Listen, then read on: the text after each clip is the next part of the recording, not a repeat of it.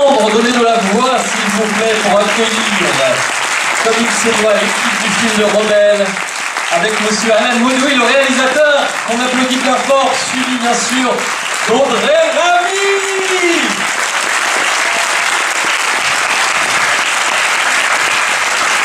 Et ils nous font le grand plaisir d'être là ce soir, avec notamment chanter de Marcel Pardon. Oh!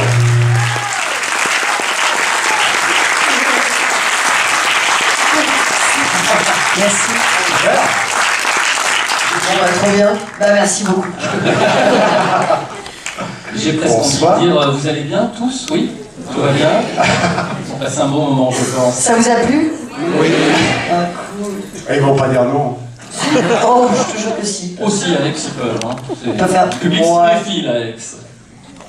Alors, vous le savez, on va pouvoir discuter bien avec vous. Merci d'être là, déjà. Plaisir. On va vous poser des questions, plein de questions, j'en suis sûr. Mais avant, je vais démarrer. D'où vient cette idée? C'est bien que tu commences par ça. Comment? C'est pas des tous les jours qu'on a un tel scénario extra. Je vais adorer cette réponse.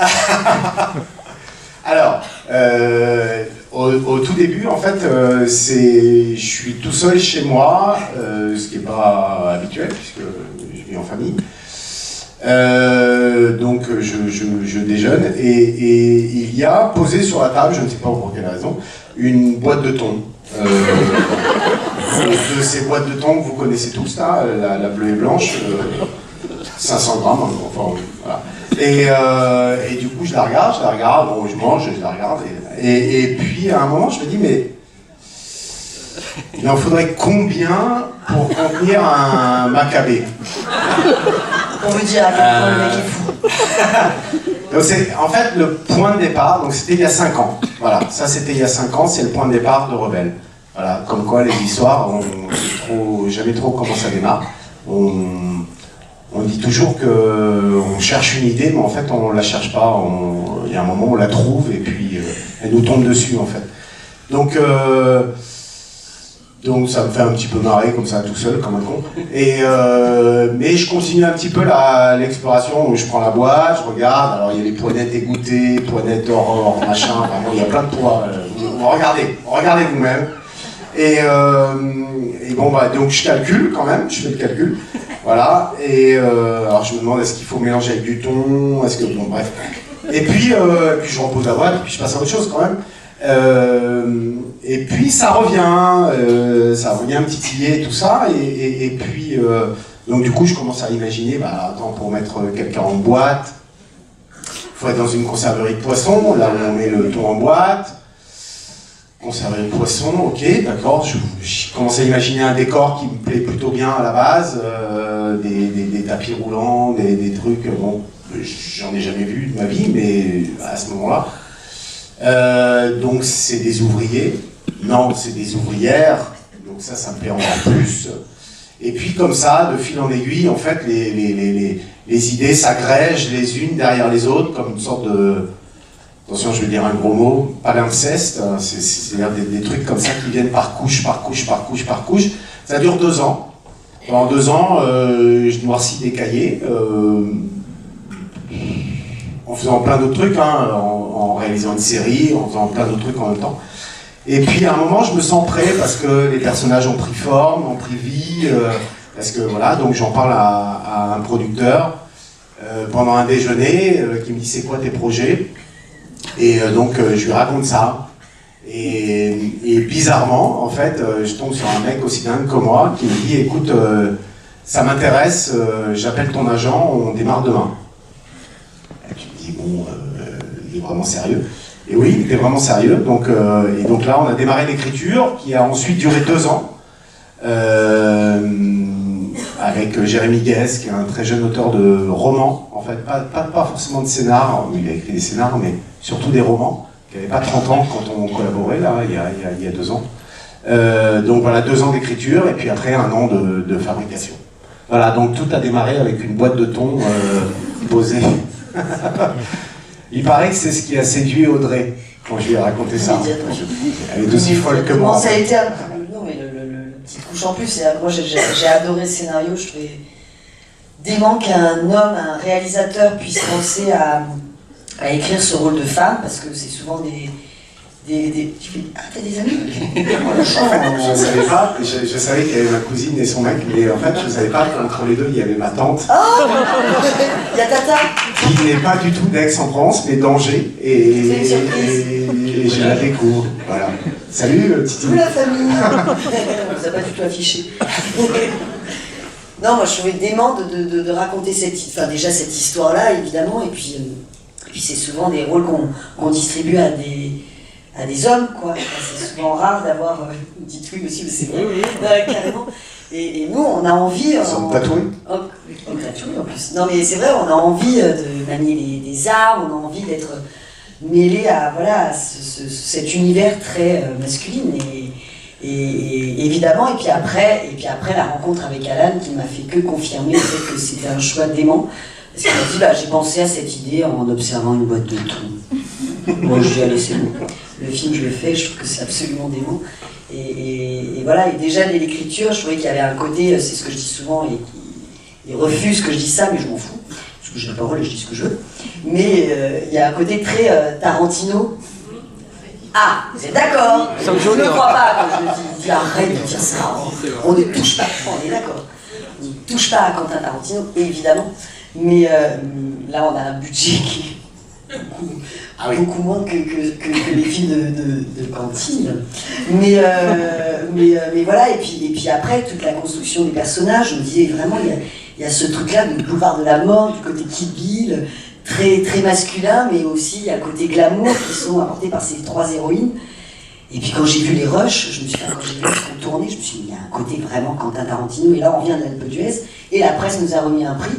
Donc bravo à la Modu, on a eu un globe de cristal grâce à ce film. C'est quand même juste la grande classe. Et ils nous ont dit, non mais vous avez fait un Tarantino à la française. Donc je suis soulagée et rassurée que vous alliez dans ce sens-là, parce que je trouve que c'est assez rare de voir des films comme ça, des comédies tranchantes. Voilà, moi j'avais très envie de trouver ce genre de scénario-là qui allait me motiver et m'enthousiasmer, et là c'était le cas. Voilà. On peut le dire, Alan a réalisé votre rêve. Absolument, tout à fait. Et vous faites la question, peut-être que le public peut répondre, alors combien de boîtes finalement il faut que votre béton Le public peut répondre, 520, comme dirait Yolande. Oui, on a tranché pour 520, donc on sait combien. Alors, ça dépend du poids de la personne. Ah, évidemment. Donc on peut en déduire, mais ça je vous laisse faire le calcul, on peut en déduire du poids de Jean-Mi. C'est une autre question que je vous pose, et que je n'ai pas la réponse. Et par contre, ce qu'on ne sait pas, et ça j'ai vraiment tenu à ce qu'on ne le sache pas, c'est il y a combien dans ce sac?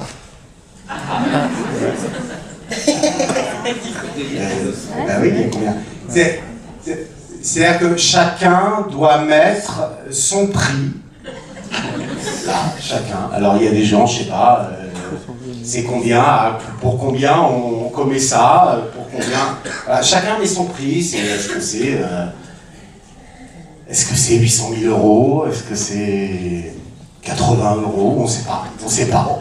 Vu le poids du sac, 80 euros alors. Mais bon, voilà. Et ça, j'ai jamais voulu y répondre. Donc, si des gens ont pu calculer en voyant le sac, on voit très peu. Mais voilà, c'est quelque chose qui reste un peu mystérieux. Chacun se fait son film à ce niveau-là.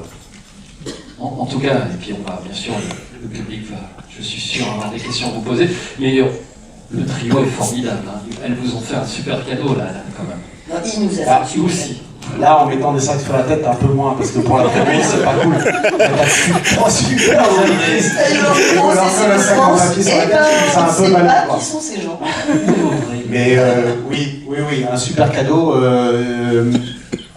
En fait, j'ai respecté un petit peu le protocole, c'est-à-dire que quand j'ai eu fini le scénario, ou pendant 2 ans d'écriture, je me suis dit surtout, ne pense pas à Cécile de France, à Audrey Lamy et à Yolande Moreau, n'y pense pas, parce que quand tu te prends un vent, après c'est un peu dur à vivre, et qu'il faut, voilà, c'est ça aussi, écrire un film de manière un peu plus, je vais parler un peu plus sérieusement, c'est que on peut très vite se projeter dans dans un casting aussi prestigieux que celui-là et se voir refuser ce scénario par les comédiens et en l'occurrence des comédiennes. Donc en fait on essaye de pas trop y penser, mais on y pense quand même, mais on se dit non, mais on y pense quand même, mais on se dit... et donc voilà, donc on est un petit peu comme ça, donc c'est vrai que quand j'ai envoyé le scénario à Cécile en premier, et qu'elle m'a répondu, je crois, 2 jours à peine plus tard, elle était en vacances, elle l'avait lu sur son iPhone, et qu'elle m'a tout de suite dit un grand oui, alors qu'elle ne me connaissait pas, je pense qu'elle n'avait pas vu Vilaine, ni Kabul Kitchen, enfin bon, voilà, juste un grand oui. Donc là, on se dit, bon ok, d'accord, on peut y aller, et puis ensuite Audrey et Yolande qui ont aussi rejoint l'aventure, donc là, quand ces 3 comédiennes-là vous disent oui, on se dit, bon ok mec, maintenant va pas falloir se trouer, et on a un petit peu la pression, mais à l'arrivée, tournage très heureux, très heureux, très dur, très concentré, très froid, très physique je crois. Froid, non, Mercure. Enfin, froid, Mercure, ouais, on n'était pas au Mercure, non. Oui, froid, c'était un peu âpre. Audrey Audrey avait terminé Les Invisibles 5 jours plus tôt. Donc, également dans le Nord, également dans le froid. Je ne sais pas si vous avez vu Les Invisibles. Toujours à l'affiche. Il y a des gens qui ne l'ont pas vu. Personne ne pose. Enfin, tout le monde l'a vu. Vous avez tous vu Les Invisibles? Oui. Mais non.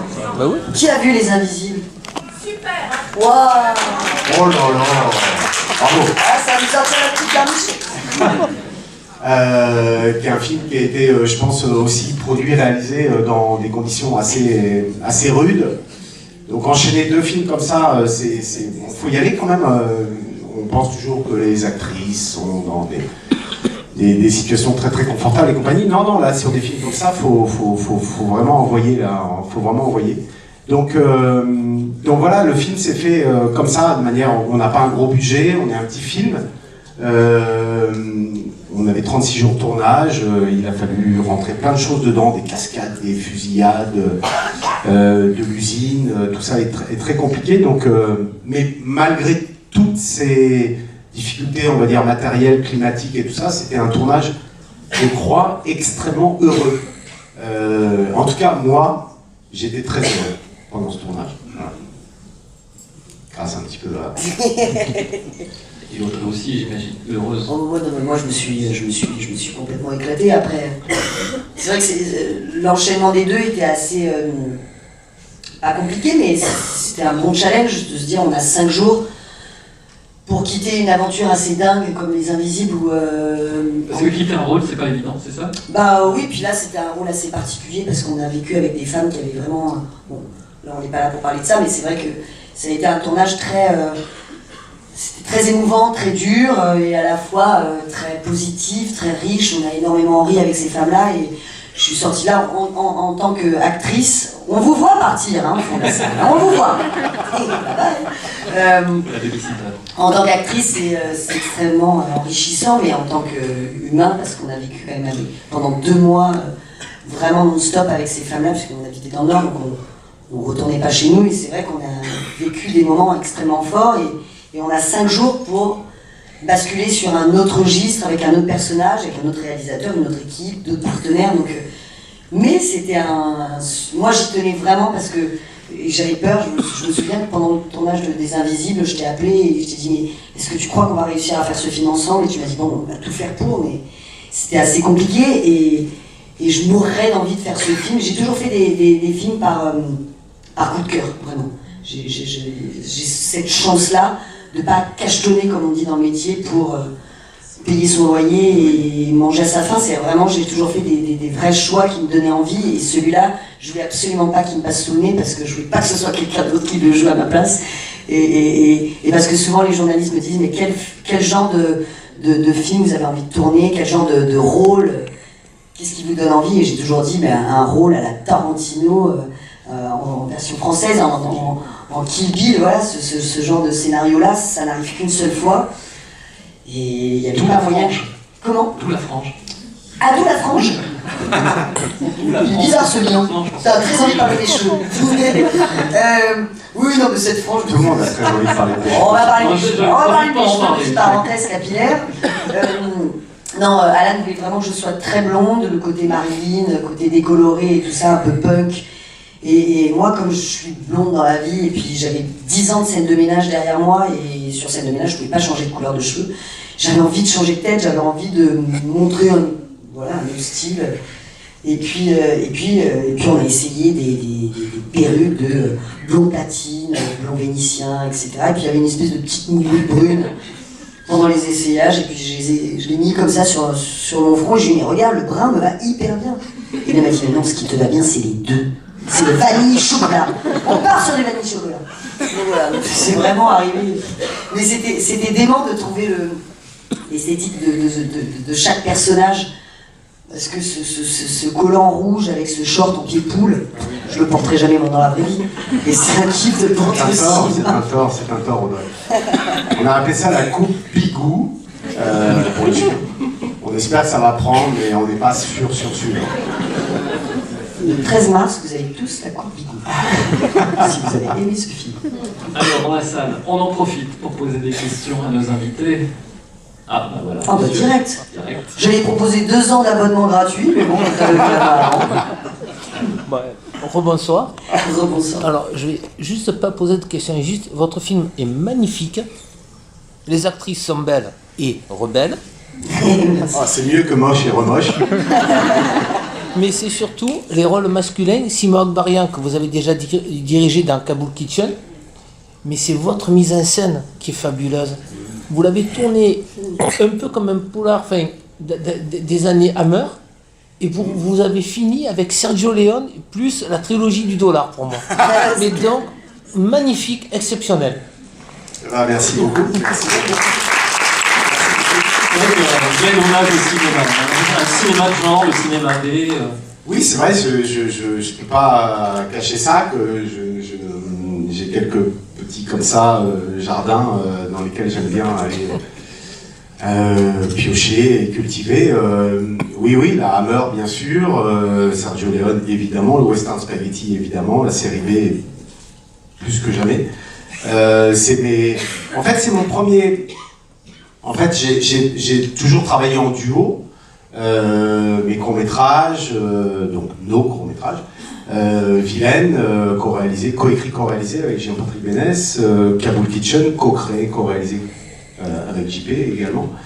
Et puis là, pour la première fois, je suis en solo sur ce film, et donc du coup j'ai vraiment voulu y mettre tous mes désirs d'enfant, d'ado, de jeune adulte, voilà, tout ce qui me tient à cœur, bon, en essayant quand même de construire une histoire qui tient à peu près la route. Mais c'est vrai qu'il y a cette envie comme ça, un petit peu protéiforme, et j'avais le sentiment, et l'intime conviction surtout, plus que le sentiment, que tout ça pouvait rentrer dans cette histoire un peu polar, un peu comédie. Et j'avais envie aussi de peut-être, je sais pas, moi peut-être me persuader, d'abord moi, qu'en fait on pouvait faire ça en France. Et que voilà, que c'était possible en prenant ça très au sérieux. Parce que c'était ça un petit peu ce on est vraiment tombés tous d'accord. Cécile, Audrey, Yolande et Simon et Samuel, on va dire ce leading cast, qu'il fallait que tout ça soit très sérieux pour que ça soit drôle. Et donc voilà, j'avais envie d'expérimenter ça, j'avais envie d'y mettre tout ça, j'avais envie d'y mettre mes goûts musicaux également. J'ai grandi dans le rock'n'roll et les punk un petit peu aussi, et je continue à en écouter beaucoup. Donc voilà, je sais pas, il y a un truc, je me suis dit c'est peut-être le dernier, donc vas-y, mets tout quoi. En essayant quand même que ça ressemble un peu à un truc à l'arrivée quand même à la base. C'est quand même le truc. Mais voilà, et par chance, tout le monde m'a suivi en fait. C'est parce que voilà, on est un petit peu à la tête d'une galère, mais s'il n'y a personne pour ramer, on a beau dire ah voilà, s'il n'y a personne pour avancer. Donc là, tout le monde tout le monde m'a emboîté le pas, et donc ça c'était vraiment magnifique, quoi, pour tout le monde dans le même sens. Un film, c'est quelque chose pour moi de très très collaboratif, où j'ai pas forcément toutes les idées, ni toutes les bonnes idées, loin de là.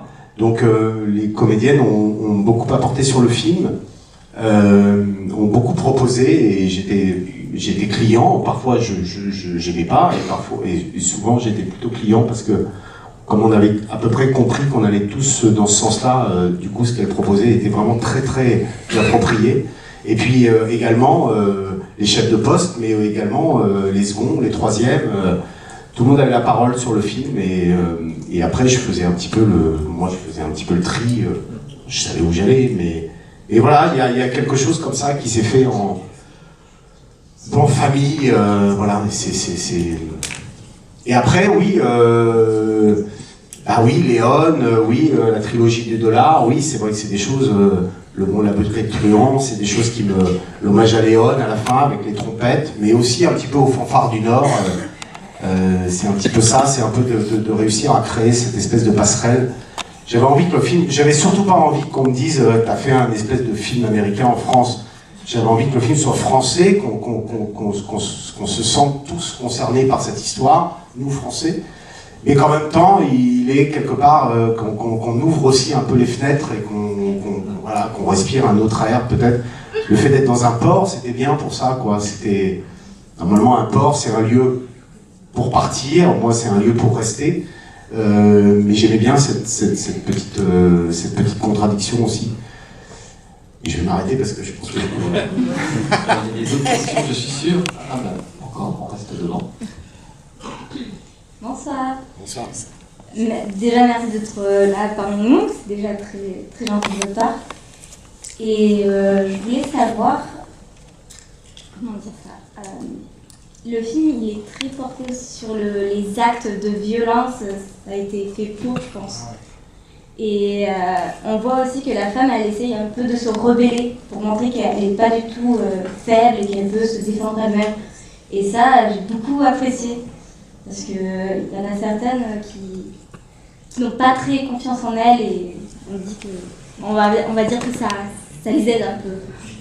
Je sais pas si vous voyez. Ben, j'espère que ça va aider plein de gens. J'espère que ça va aussi aider plein de mecs à... Ne coupez pas la tub de n'importe quel. Oui, alors bon, il y a deux, trois exemples à ne pas suivre. Non. Mais sauf en cas de grande nécessité. Sauf en cas de grande nécessité. Il y en a certains, par exemple, ça me fait penser au film Comment tuer son boss. Oui. Ça peut donner des idées à certaines personnes de faire attention là. Le 1 était vraiment bien, le 2 moins bien. Et oui, c'est un film girl power évidemment, quoi. Et c'est... Après, je sais pas si c'est un film féministe. Je crois que je suis un petit peu féministe, mais je sais pas si c'est un film féministe. C'est un film féminin, ça c'est sûr.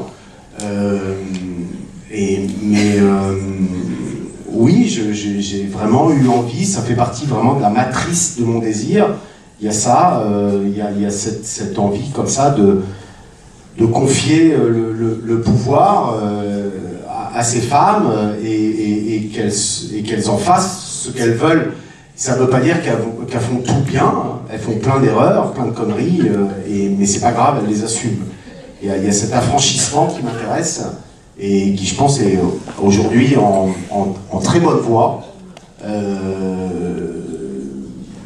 Voilà, je vous invite tous à lire King Kong Theory, par exemple, de Virginie Despentes, qui est pour moi un livre extrêmement marquant et repère.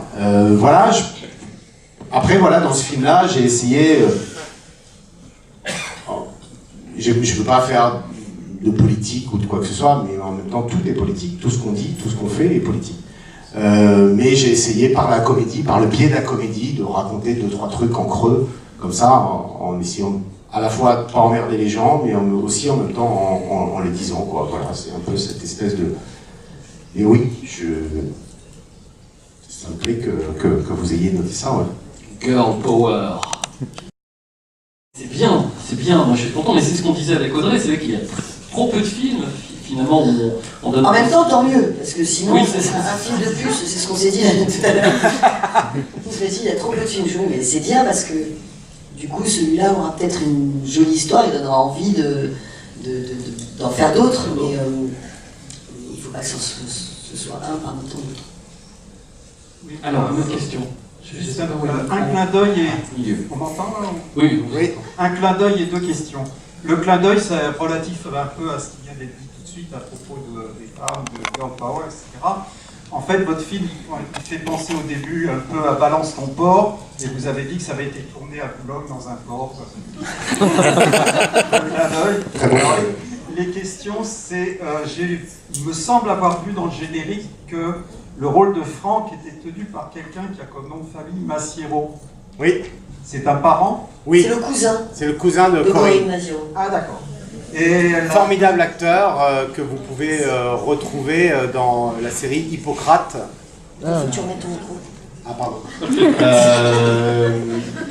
Quand t'es réel, en même temps, t'as l'habitude de gueuler. Oui, c'est vrai. Oui, formidable acteur qu'on peut retrouver dans la série Hippocrate, qui est d'ailleurs une excellente série sur Canal. oui, mais j'ai pas Canal. Moi non plus. Pourtant, j'ai créé une série pour Canal et j'ai pas Canal. Et la deuxième question, vous avez dit que vous étiez très rock'n'roll. Moi, je le suis aussi. Et malheureusement, le générique a été coupé avant la fin et j'ai pas pu savoir qui étaient les interprètes de la chanson de Lee Hazlewood et Nancy Sinatra, Bang Bang. Parabellum, Papa Schultz. Ah d'accord, ok. Voilà. C'est la seule chanson, je crois, que Papa Schultz a chanté en anglais dans sa vie. Après, sinon, il essayait quand même de faire du punk rock en français avec des textes à message. Donc c'est Parabellum, voilà. Donc c'est ce vieux groupe, si on peut dire, années 80 principalement. Donc oui, c'est Parabellum. Et je vous conseille la version des Canadiens qui s'appelle The Courage of Lassie, qui est pour moi la meilleure version que je connaissais jusqu'à De Bang Bang? Oui. Ah. Alors, en retour, je vais vous conseiller également la version de Dalida. On va venir, on va boire un verre. La version de Dalida en italien, qui moi me colle vraiment, me dresse les poils. Kid Bill. Mais La version Kid Bill. non, et oui, et Nancy Sinatra, donc il dit évidemment. J'adore ce genre de battle de Bang Bang. Ah, il y a une question. Bonsoir. Bonsoir. Bravo pour ce super film. Une petite question concernant le tournage. Quel a été votre meilleur souvenir? Tous les deux, hein, bien sûr. Good question. Ah, d'accord. Ouais, c'est vrai que c'était... moi, je dirais que c'était la scène de la fusillade. Parce que je crois que j'ai envie de buter des gens. Comme je peux pas le faire dans la vraie vie, bah, je le fais au cinéma. Non, c'était assez dingue parce que c'était une scène hyper importante du film. Il fallait pas se rater, il fallait vraiment envoyer tout ça. Et du coup, c'est une scène qu'on a tournée sur 2 jours et demi. Parce que c'était beaucoup, on était 13 dans une même pièce. Et quand on est arrivé le lundi matin, on s'est dit mais comment il va réussir à chorégraphier tout ça, parce que vraiment c'est assez compliqué quand même.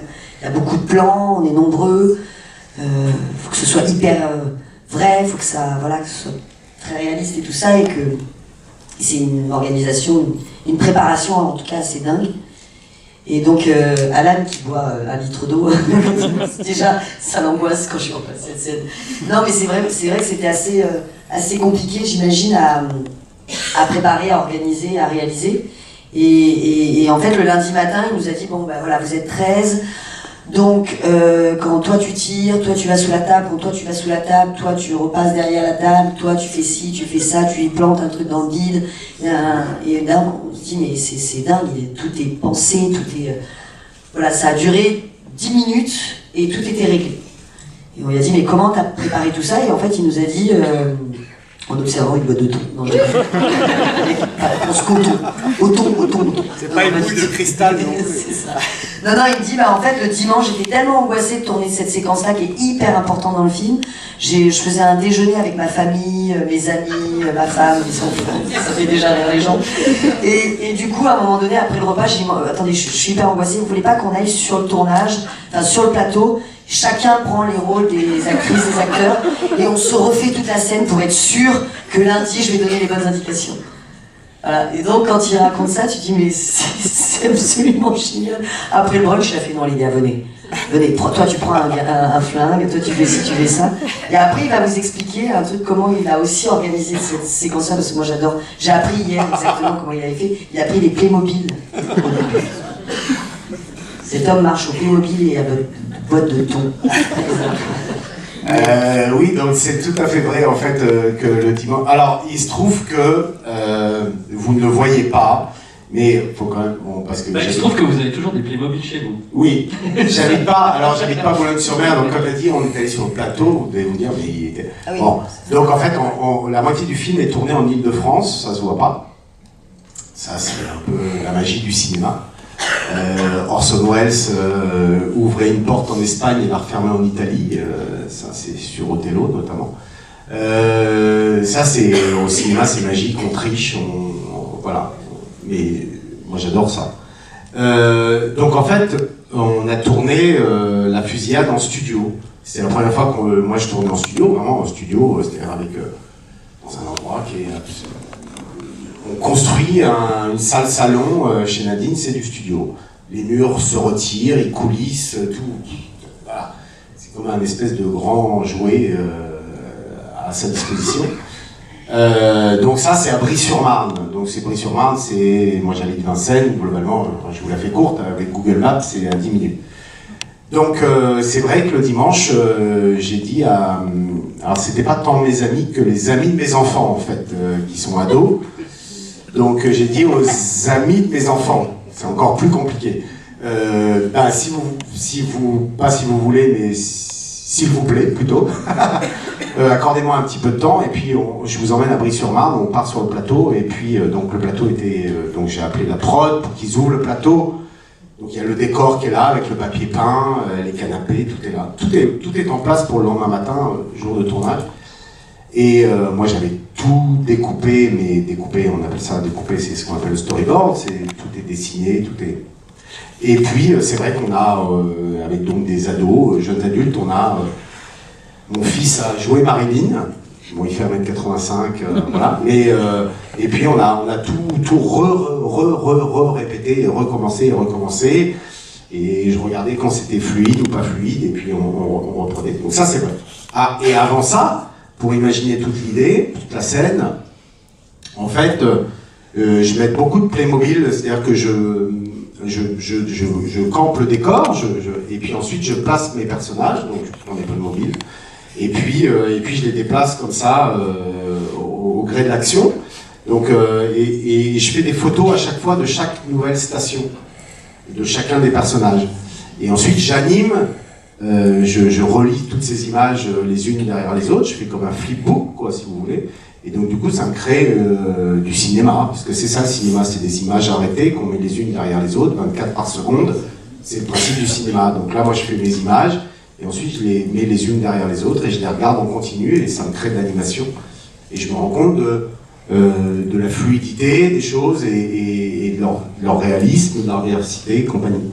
Donc voilà, on peut recourir à plein de choses pour préparer une scène, en fait. Ce qui est important, c'est de la préparer, peu importe les manières qu'on utilise, que ce soit des Playmobil, des Lego ou du dessin, ou peu importe, ou des gens avec qui on demande de répéter, peu importe, l'important c'est de travailler. Voilà. Alors quand on est en tournage, évidemment, les temps de travail c'est samedi, dimanche, parce que le reste du temps on travaille sur le tournage, donc du coup, bah voilà. Quand on est en prépa et en tournage, globalement, on rentre dans un grand tunnel qui va durer à peu près 4 mois, où on travaille tous les jours, à peu près 16 heures par jour, au minimum.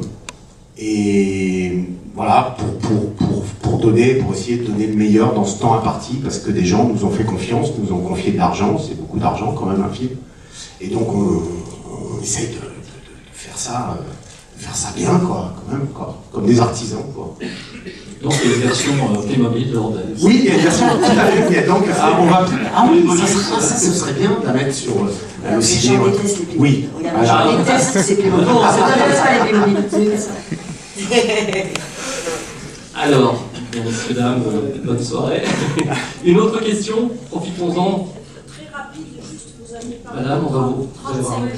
Oui, Donc, Ça a duré longtemps. cette semaine, oui, c'est ça. On était sur 7 semaines des poètes. Ce qui est C'est quand même court, un hein, peu court.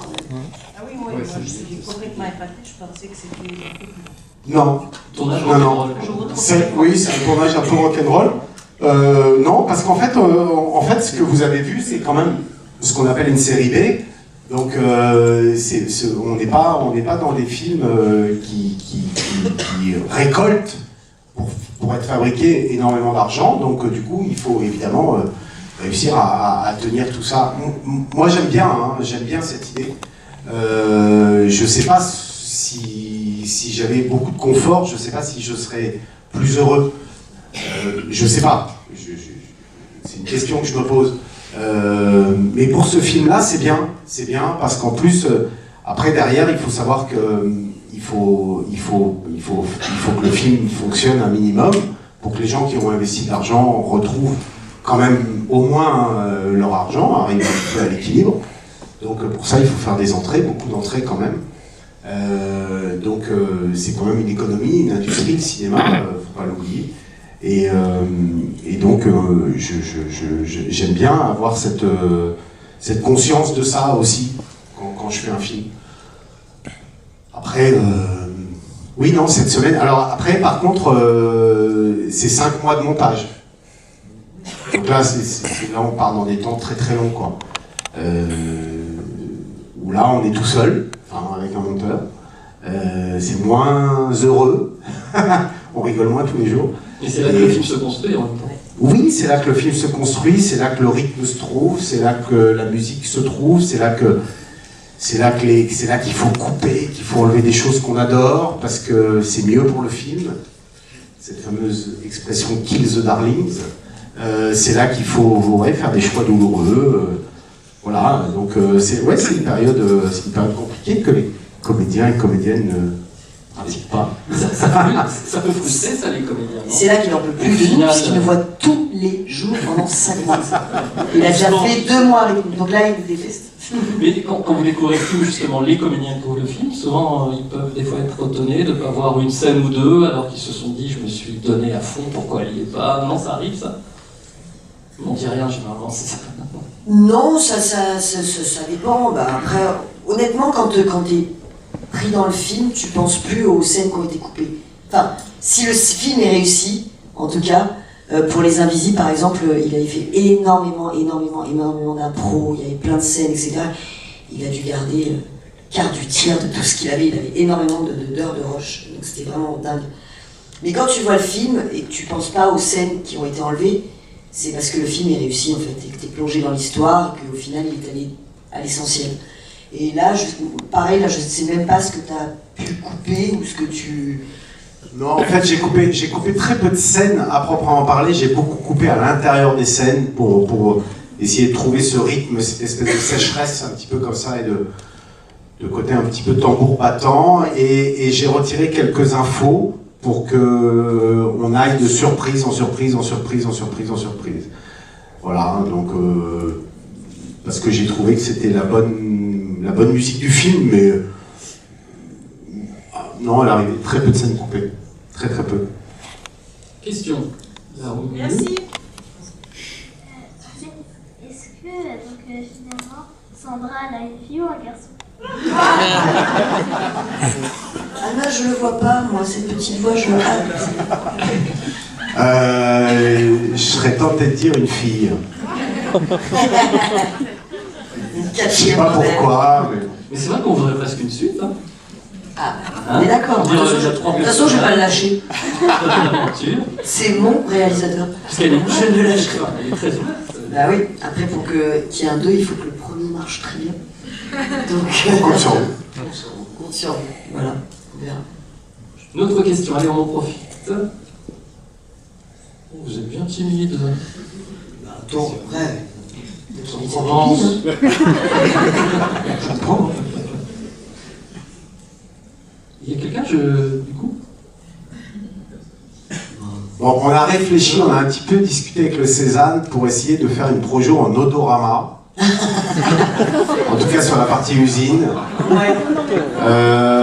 Ils se sont dit techniquement c'est un peu compliqué, je vois pas comment on peut faire. J'ai dit mais si, c'est très facile, vous ouvrez une boîte sous chaque chaise, sous chaque siège et vous les faites hier soir et ça sera très très bien.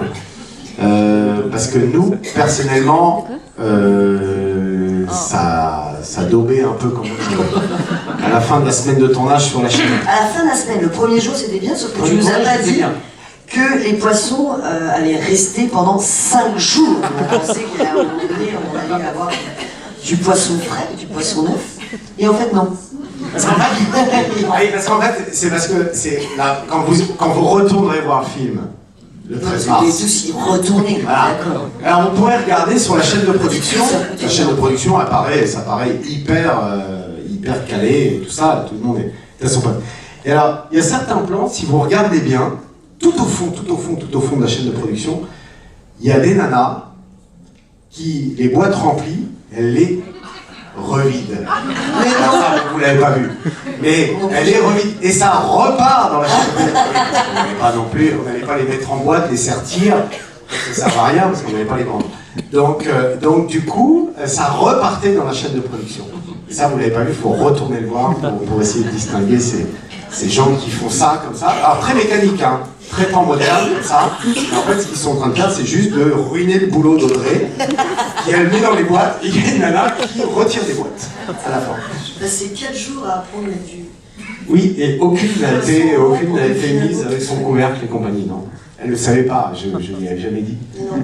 Ça ne servait à rien. C'est une vraie usine, hein. C'est une usine qui fonctionne. C'est une vraie usine, oui. On a tourné dans une vraie usine avec une vraie chaîne de production, avec des vraies ouvrières de conserverie qui sont venues faire les figurantes pendant plusieurs jours et qui ont appris aux filles, qui ont mis cette espèce de rythme comme ça.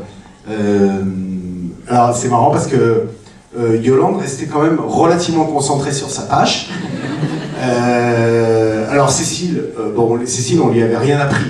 Évidemment, c'est le principe, hein. Donc elle avait un peu bossé avant, et puis Cécile, on lui a dit, elle m'a dit, attends, quand même. J'ai dit, non, toi t'arrives, t'es le premier jour, donc tu connais rien à rien, donc c'est pas bien. Donc, et alors vraiment, bon, pour le coup, ça marchait plutôt bien.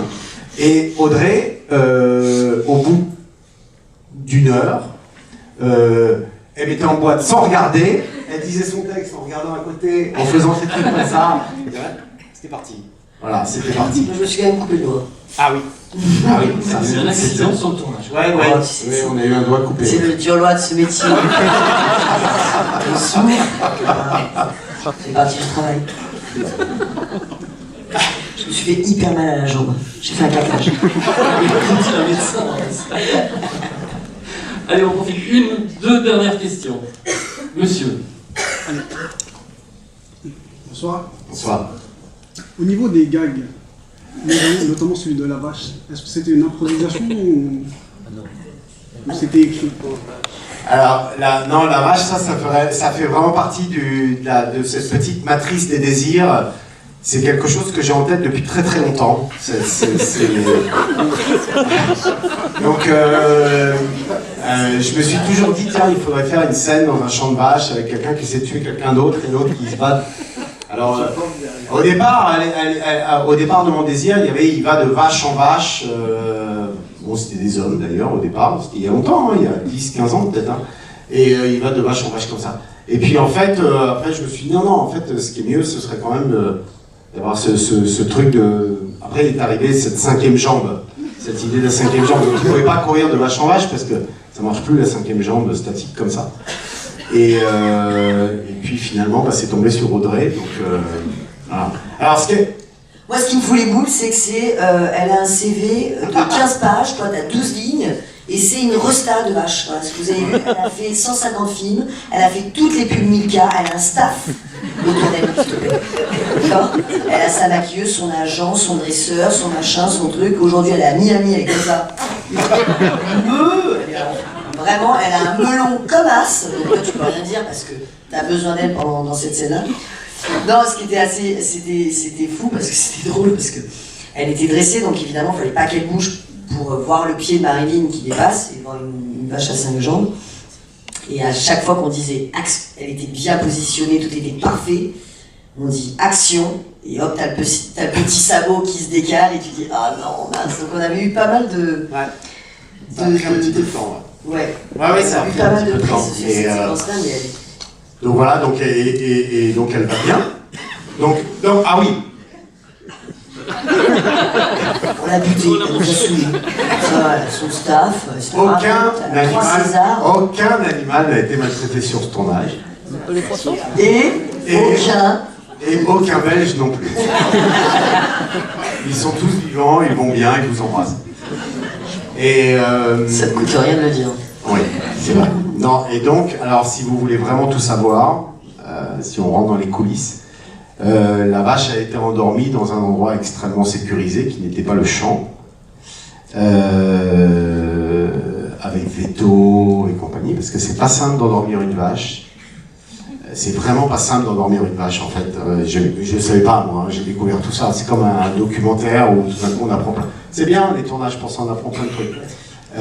Et elle est endormie, on a maquillé cette blessure pendant son sommeil, on a en plus agrandi encore en effets spéciaux derrière, et ensuite on l'a gentiment détourée, découpée de son lieu de tournage, où elle s'était endormie dans un lieu très sécurisé, emmenée dans le champ virtuellement, ce qu'on appelle des effets spéciaux virtuels. Donc voilà, par contre elle était réellement... Audrey était réellement derrière la vache quand elle est sur ses 4 pattes, mais par contre la vache morte, c'est une intégration. Voilà. Et elle ne s'est jamais réveillée. Si, Dieu merci, Dieu merci. On était tous très flippés parce qu'en plus, alors oui, parce que c'était ça, c'était pour rajouter un peu de stress à la fusillade, c'est sur ce même endroit que la vache a été endormie, donc au studio, qui était un endroit extrêmement pratique pour ça. Et donc pendant qu'on défouraillait, qu'on plantait des tisonniers dans les bites des Belges, on avait une vache qui s'endormait et dont on espérait qu'elle se réveille dans le studio, dans la pièce d'à côté. Donc voilà, donc c'est... Oui, un tournage, c'est pas de tout repos cardiologiquement parlant. En plus, le rôle d'Audrey est très physique. Hein. Ouais. Sentir ça. Ouais. Et Audrey a tenu à faire absolument toutes ses cascades. Même dans la voiture. Les conduites de bagnole. Bon, j'avais une mini décapotable, j'ai dit bah non, je vais pas prendre une doublure. Évidemment, je peux. Non, j'avais hyper envie de. Mais ce qui est chouette dans ce métier-là, c'est que on peut faire des choses qu'on ne ferait pas nous dans la vraie vie, et c'est chouette parce qu'on apprend, c'est ce que tu disais tout à l'heure. On apprend là pour le coup, on apprend à manier les armes, on apprend à faire des cascades, on apprend à trier poisson, on apprend plein de choses, et j'avais pas du tout envie d'avoir une doublure qui remplace, à partir du moment où tu suis le cascadeur et que tu écoutes tout ce qu'il te dit, tu te dis bah voilà, il n'y a plus qu'à l'écouter et puis à faire ce qu'il te demande, mais j'avais bien envie de participer à toutes ces scènes-là. Alors il a quand même fallu que je sois un tout petit peu insistant sur le tonneau de l'ABM quand même, où là je lui ai dit non Audrey, là vraiment, même les autres acteurs ils sont pas là, c'est un cascadeur. C'est des questions d'assurance parce que moi je l'aurais bien fait. C'est un cascadeur tout seul dans la voiture et c'est des mannequins qui ont tes affaires, qui vont faire la blague. Donc, mais oui, non, sinon elle était pas loin de la cascade. Hein. Réussi. Avec son iPhone à filmer tout ça. Ouais. C'est un très bon moment ça. C'est très impressionnant. J'avais jamais fait tout ça. Préparé techniquement, il y a beaucoup de préparation. On discute beaucoup on embrasse, c'est ça qui est dingue sur un tournage, c'est qu'on embrasse tous les corps de métier, on fait de la physique, on fait de la mécanique, on fait du costume, voilà, c'est vraiment, je sais pas s'il y a des apprentis cinéastes en herbe ici, mais faut pas lâcher l'affaire parce que c'est tellement chouette après quoi, voilà, et notamment une cascade comme ça, c'était beau. Allez, on va tous faire du cinéma. Une dernière question, je crois, au fond. Ah, le micro. Bonsoir. Merci d'être ici. Une petite question par rapport film, qu'en est-il du coup? Est-ce qu'elle a été nettoyée au final ou pas? Ah, la machine de Jean-Mi qui demande à nettoyer la machine. Ah oui, d'accord. Alors, oui, la machine a été excessivement bien nettoyée, vu qu'il y avait quand même un petit peu des petits bouts de Jean-Mi à la fin de la nuit qui traînaient un peu partout. Donc la machine a été excessivement bien nettoyée par les filles. Je ne l'ai pas filmé, parce que c'est un peu long. Mais oui, ça a été très bien nettoyé. Et c'était marrant parce que c'était un vrai challenge sur la préparation du film. Je me disais, comment je vais réussir? Je ne voulais évidemment pas filmer la mise en boîte de Jean-Mi, c'était pas ce qui m'intéressait de montrer les filles en train de le découper. Mais en même temps, je me disais, il faut quand même que ça existe. Et du coup, c'est comme ça que j'ai eu l'idée du générique, en fait. De montrer toutes les mises en boîte auparavant dans le générique. Comme ça, les gens ont vu, et du coup, on relance la même musique de Saint-Saëns, la danse macabre, qui est une musique un peu particulière dans le film, c'est le seul morceau de musique classique. Et puis j'aime bien, en plus elle a un petit côté un peu ludique, un peu à la Burton. Et donc du coup, ça me permet d'être très elliptique et de montrer le moins possible sur Jean-Mi. Évidemment, j'ai pas pu m'empêcher de mettre un œil, que vous avez tous vu. Qui a vu l'oreille? Ah oui. Oh! En fait, je pense qu'à Lyon, la lampe du projecteur devait être un peu naze. Et du coup, il y a plein de gens qui n'avaient pas vu l'oreille. Ah oui, d'accord, vous avez vu l'oreille. D'accord, très bien. Très bien. Titine, t'as pas vu l'oreille, Titine? T'as pas vu l'oreille? Ah, bon. Et Jean-Mi, comment est-ce? Ah oui. Là, il est mort. Mais nous, c'est on est dans la sincérité. Alors, oui, non. Donc, j'ai dit aucun Belge n'a été maltraité, y compris Patrick Ridremont, qui interprète Jean-Michel. Donc, Jean-Mi va bien. Il est belge aussi, Patrick Ridremont. Il n'y a que des Belges sur ce film. Les 7 Belges, déjà, comme les 7 nains, qui sont 7. Patrick Ridremont, donc Jean-Mi est belge. Yolande Moreau est belge. Cécile de France est belge. Et Audrey Lamy ne le sait pas encore. Elle croit qu'elle est d'Alès. En fait, elle est belge. En fait, elle est belge. 100% belge. Elle est belge. Et donc, elle est tellement belge. C'est vraiment la plus belge de toutes. Hein, je me suis Non, pardon, je pense à Jean-Mi, excusez-moi, je parle. Il va bien. Il va bien, mais quand on propose un tel rôle à un comédien, c'était quoi ça? Eh ben, j'ai eu beaucoup de refus. Bizarrement. C'est bizarre quand même. Hein? J'ai eu beaucoup de refus. Le rôle est trop petit. Je dis le rôle ou bon, non. Et je sais pas. Non, j'aime bien, mais je sais pas. Il y a une scène qui me dérange. Ah bon, laquelle? Donc oui, il y a eu pas beaucoup, mais il y a eu quelques refus. Et tout d'un coup, Constance de Montois, la directrice de casting, formidable, m'a dit Patrick Ridremont.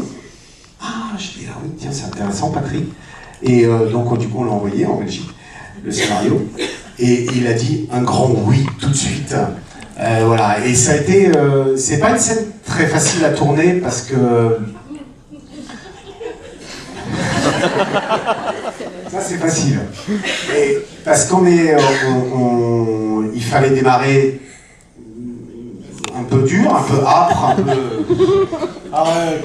Mais non, mais t'es. Il fallait démarrer. Non, il fallait. Non, j'imagine que parce que là on a 14 ans et demi. J'imagine que pour vous spectateurs, il y a un truc un peu, c'est dérangeant et c'était volontaire. Hein. Et puis tout d'un coup, il y a cette libération par la coupe. Et du coup, et là tout d'un coup, et qui en plus donne le ton du film, qui lance le film vraiment à ce moment-là. D'ailleurs, au scénario, c'était à la 17e minute normalement, et je l'ai ramené à la 10e minute pour que voilà, qu'on soit dans le film beaucoup plus vite. Donc ouais, non, pour Patrick, c'était pas simple. Pour les filles non plus, c'était pas simple. Comment? Je sais pas, moi j'étais gêné par les... Alors évidemment, c'est du latex. Donc c'est du latex. Hein. Mais tellement bien fait. Hyper bien fait. Moi je l'ai regardé, je l'ai touché, je me suis dit, c'est incroyable. Ah, c'est vrai que c'est incroyable. C'est vrai que c'est incroyable. Hyper bien fait. Et après, c'est animé en. Donc c'était pas un animatronique, c'est-à-dire qu'il n'y avait pas un petit moteur dedans qui la faisait gigoter comme ça, parce que je me suis dit sinon ils vont tous se marrer pendant la prise et tout ça. On va faire ça après en effets spéciaux au montage, ça va être plus simple. Donc après c'est en effets spéciaux qu'on l'a animé. Alors c'est marrant parce que la version que vous avez vue là, en fait ce que vous voyez dans le film, en fait c'est la 19e version. Donc c'était donc on l'avait appelé la bite à Jean-Mi. Donc c'est la bite à Jean-Mi V1, la bite à Jean-Mi V2. Alors les effets spéciaux, au départ les filles aux effets spéciaux quand elles envoyaient les trucs, elles étaient un petit peu comme ça, et puis à la fin, bon c'est la bite à Jean-Mi. V18, V19, et à la V19 j'ai dit alléluia, c'est bon, on la tient, elle est là. Voilà, je leur avais dit c'est comme un. Vous voyez, c'est comme un. Mais vous voyez, je sais pas, parce qu'après. C'est comme un poulet sans tête qui continue à courir, qui gigote tout seul comme ça. Il faut que ça soit ridicule comme ça, drôle. Alors après, évidemment, on a des financiers, il y a des gens qui nous donnent de l'argent quand même, un petit peu. Alors, France 3 Cinéma, Canal+, tout ça, donc c'est un peu des questions un peu épineuses d'avoir ce genre de scène. Donc j'avais dit, si c'est pas drôle, évidemment, ça sort du montage, quoi. Et puis, on pense que c'est à peu près drôle, donc du coup, on a gardé. On n'est pas encore passé à la commission de censure, c'est je crois la semaine prochaine. Donc j'espère qu'on va pas être moins de 18. Je pense pas. Non, je pense pas. Mais non, c'est. Mais pour un comédien, faut y aller pour donner ça. C'est pas si simple que ça à l'arrivée, quoi. On a l'impression qu'ils font ça tellement facilement que c'est tellement. Voilà, pour un film, on est émerveillé. Moi, le premier, hein, je suis le premier spectateur, moi. Hein. C'est-à-dire que je suis derrière le combo quand ça tourne, je suis derrière mon petit écran de contrôle et compagnie, et je me marre. Donc, les gens se tournent, genre, te marre pas pendant les prises quand même. Mais voilà, mais faut. Quand on est spectateur, et je suis un spectateur et je tiens à le rester, on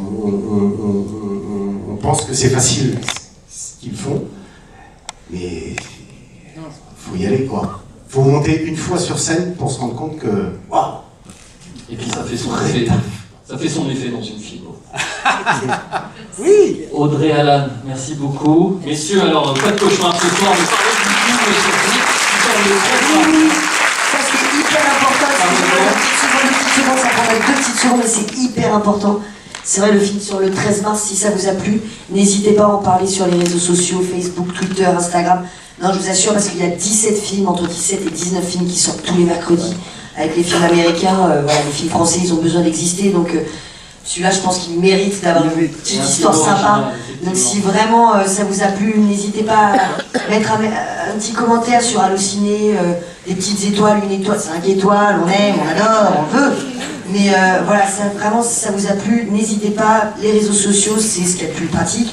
Pour les plus âgés, une carte postale. Moi je kiffe aussi. Voilà, ça c'est pour ceux qui ont aimé le film. Ceux qui n'ont pas aimé le film, on jette la clé, d'accord? Ça dure 1h30, c'est pas bien méchant. En tout cas, merci beaucoup, merci pour l'accueil. Merci.